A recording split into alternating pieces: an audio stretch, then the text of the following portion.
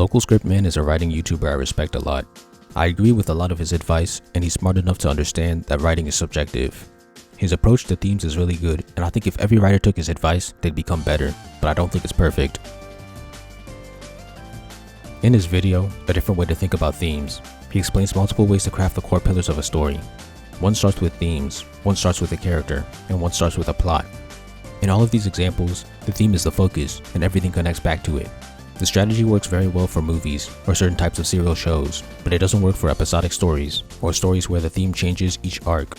Avatar and Teen Titans are excellent stories, but they can't follow this rule because each episode has its own theme.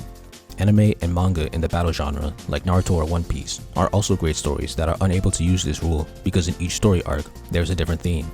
So I want to throw in a slightly different way to think about storytelling for stories to have multiple themes. Start with a character and/or setting, then take one of the two and ask yourself, what kind of message can I tell with this element? Then build a plot around that theme. It's almost the same, except there are pre-existing elements like characters and setting that will stay constant while the theme changes. Let me give some examples.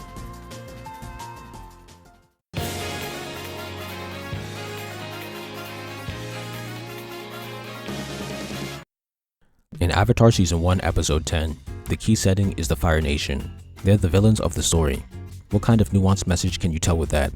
Maybe there are Fire Nation civilians that are innocent and unrelated to the crimes the nation commits. Now you want to stand up for them and tell the message you shouldn't hurt or sacrifice innocent people. From here, you could make a new character who fights against the Fire Nation and takes it too far. Maybe it's because his parents were killed by them. Maybe everyone follows him because he's charismatic, but one of your main characters doesn't like him and sees him at his worst. From here, you can form a plot around that. Here, the main characters and setting already existed independent from a theme. But for this specific episode, they started with the Fire Nation civilians and expanded into local strategy.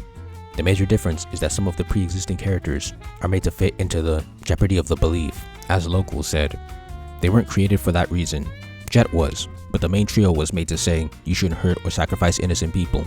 Additionally, local says you should get rid of characters that don't have a stance on the theme. With my strategy, all of the main characters aren't always going to have something to say about the theme, and that's fine. At least one should. Plus, the perspectives aren't unique. Aang, Katara, and Sokka all agree on their perspective of the theme, while Jet and his allies agree on their perspective. In Avatar Season 1 Episode 6, the key setting is a Fire Nation jail. The Fire Nation are the bad guys. What message can you deliver relating to imprisonment by villains? Never lose hope. Now, maybe the jail wrongfully imprisoned people and a jailbreak needs to happen. Maybe one character believes in having hope and another character has already lost hope due to being imprisoned for so long. Maybe the main characters have to break into the prison because one of the side characters got caught. That's how I imagine the episode was made. The characters and setting already existed and the theme was formed from it.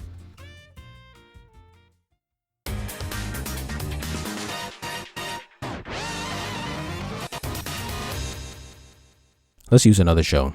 In Teen Titans, we have a group of heroes and a scheming villain. We want to add a character flaw to one of those heroes. Obsession. He's obsessed with stopping the scheming villain, but he doesn't know what his plan is. Maybe he's so obsessed that he disguises as a new villain in order to get closer to the schemer. The plot stems from the character. What interesting message can we deliver from this? Trust is tough to build. The reason I put this here is because without the character flaw of the obsession and the plot of turning into a villain, this theme couldn't have been logically reached. So now, the theme stems from the plot. The hero has to gain the trust of the villain, but trust is tough to build. Maybe he tells his friends his plan, or better yet, we can expand on the theme by having him not tell his friends, and then they find out and lose trust in him. Now the theme evolves to, trust is tough to build, but easy to destroy. The characters created the plot, which created the theme. Then they started bouncing off each other to create a more complex story. Another way of viewing the theme is, you should trust your allies. This is the side the rest of the Titans were on, while Robin was on the side of, you shouldn't trust your allies with everything. Now we also have a character arc. One more. In Teen Titans Season 1 Episode 11, we already have our characters, but we want to have Cyborg make a car and be obsessed with it. That's a character and a plot. What interesting message can we deliver from this? How about, it's what's inside that counts? Maybe the car got destroyed, depressing Cyborg, but learning this lesson restores his happiness. His passion was what was inside the car, and maybe this can be poetically represented by a card that literally came out of him and was put in the car, since he's a cyborg. So the card will still be intact after the car is destroyed. But you know what? We watched a lot of Pixar, where we want to add some friction. We'll take one of the other characters and make them not care about the car and clash with Cyborg. Maybe they'll learn why Cyborg loves his car so much and join his side. Raven has the most ideal personality for this role. Furthermore, we can add the connection of her magic having passion in it to have her finally understand and relate to Cyborg. Maybe we can make this more complex by having Cyborg lose his love for the car and have her, the initial opponent, restore that love. She can be the one to teach him the theme when he's sad. We can go even further. Maybe we can challenge Cyborg's priorities. We'll show how much he prioritizes his car, but at the end, we'll force him to destroy it. How? We can have a villain who takes over the car and makes him choose between letting him go and saving the car, or defeating him and destroying the car. Cyborg's choice will show what he values most and develop him as a character. We can set this villain up at the beginning of the episode too. The character created the plot, which created the theme, and then they all kept influencing each other until a beautiful episode came out. This theme isn't executed like Local's. Local has a core value and then has multiple opinions on that value.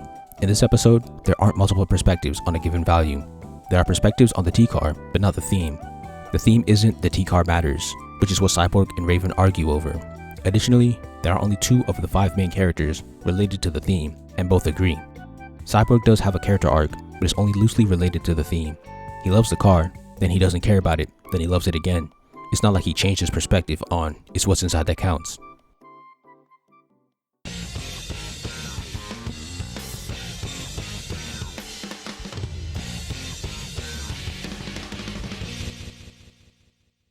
Now, let's do an example of a story arc. In Naruto, they live in a ninja world.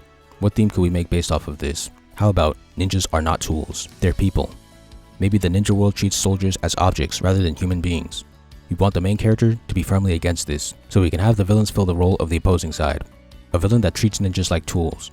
Maybe he was treated like a tool because he's also a ninja. Maybe he has a ninja sidekick that he treats like a tool. Maybe he's also hired by someone as a ninja tool.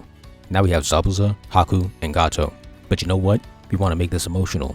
Our protagonist, Naruto, is good at making speeches and changing people's minds with his passion, so let's amplify that here. Zabuza believes that ninja are tools and treats Haku like a tool. Gato also believes this and treats Zabuza and Haku like tools. How can we make Zabuza or Gato change their minds? Maybe Zabuza sees Haku die and gets emotional, realizing that he's a human, not a tool. Maybe he never believed that lie deep down. We can show this by having him hesitate to cut through Haku's corpse, even though it would be advantageous. Maybe Gato disrespects Haku's corpse because he still sees him as a tool. Here, Naruto can give his speech to change Zabuza's mind. Maybe Naruto was empathetic towards Haku. Why? Maybe they met earlier in the arc and bonded. After seeing Haku get stepped on and hearing Naruto's words, maybe he starts crying and changes his mind, getting revenge for Haku because he's human, not a tool. Now we have a character arc. We started with setting, then went to themes, then went to characters.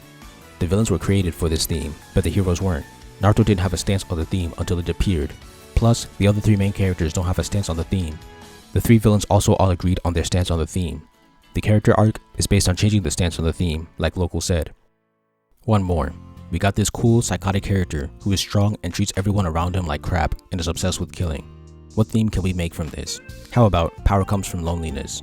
He pushes everyone away and believes that's what makes him strong. We can do better. He used to be a normal kid, but multiple unfortunate events led him down a path of loneliness.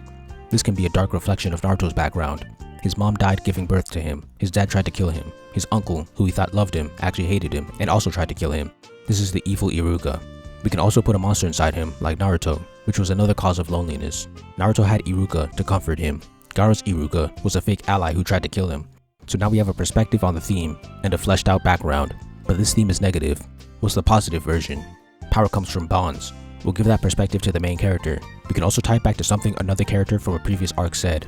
How can we show that Naruto is right?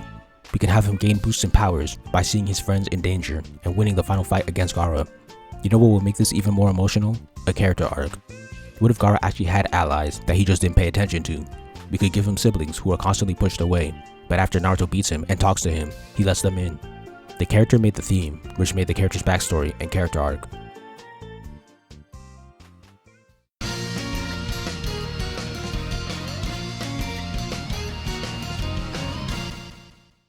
In conclusion, I agree with most of Local's take, but I don't think the theme needs to be the primary focus every time and that everything unrelated should be discarded.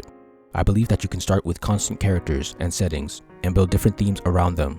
I also believe that not every character needs to be involved with the theme. The characters can rotate relevance. Thank you for watching. Please like, comment, share, subscribe, and help me revolutionize the manga industry by buying my manga and spreading the word. All important links will be in the description.